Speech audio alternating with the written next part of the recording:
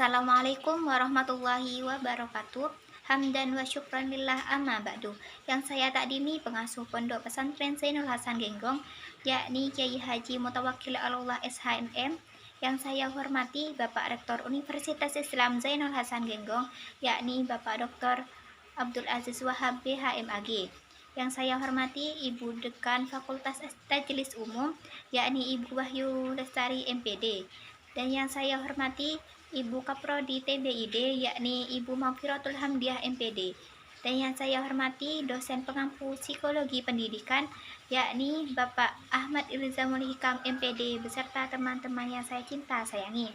Baik, di sini saya akan menjelaskan tentang karakteristik peserta didik. Di sini ada 4, yaitu karakteristik peserta didik berdasarkan kemampuan dasar, karakteristik peserta didik berdasarkan gaya belajar, karakteristik peserta didik berdasarkan latar belakang anak, dan yang terakhir karakteristik peserta didik berdasarkan perkembangan emosional. Baik, di sini saya akan menjelaskan tentang karakteristik peserta didik berdasarkan kemampuannya. Peserta didik mempunyai kemampuan yang berbeda-beda dalam mempelajari suatu pembelajaran. Kemampuan dasar merupakan hasil belajar yang didapat sebelum mendapatkan kemampuan yang lebih tinggi. Kemampuan dasar peserta didik merupakan prasyarat untuk mengikuti pembelajaran sehingga dapat melaksanakan proses pembelajaran dengan baik dan dapat dimengerti oleh peserta didik itu sendiri.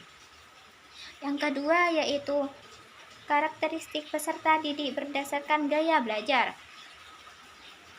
Gaya belajar adalah suatu cara dalam menerima, mengolah, mengingat, dan menerapkan informasi dengan mudah. Jika kita menilai dengan gaya belajar, maka kita dapat mengolah pembelajaran pada kondisi apa, di mana, kapan, dan bagaimana cara pembelajaran yang baik dan efektif itu berjalan sesuai dengan kemampuan peserta didik.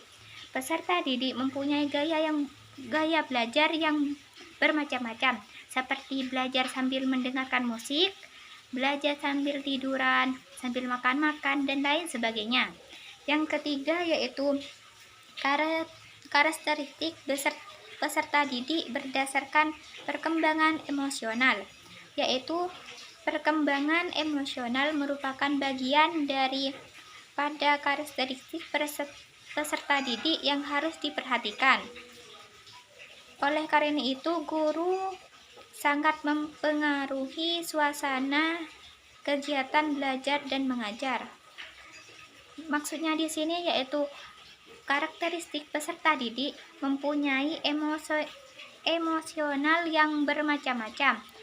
Seperti ketika belajar, kalau tidak cepat paham, pastinya peserta didik emosi terhadap dirinya sendiri, yang mengakibatkan dia malas untuk mempelajari apa yang hendak dipelajarinya. Yang terakhir yaitu karakteristik peserta didik berdasarkan latar belakang anak. Peserta didik memungkinkan berasal dan beragama, budaya, serta ras yang berbeda-beda. Sehingga hal ini akan terjadi proses akulturasi untuk menangani peserta didik yang beragama berbeda, ras berbeda, serta suku yang berbeda.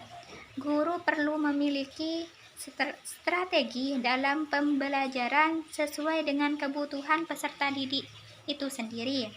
Cukup sekian presentasi dari saya. Kurang dan lebihnya saya mohon maaf yang sebesar-besarnya. Akhirul kalam. Wassalamualaikum warahmatullahi wabarakatuh.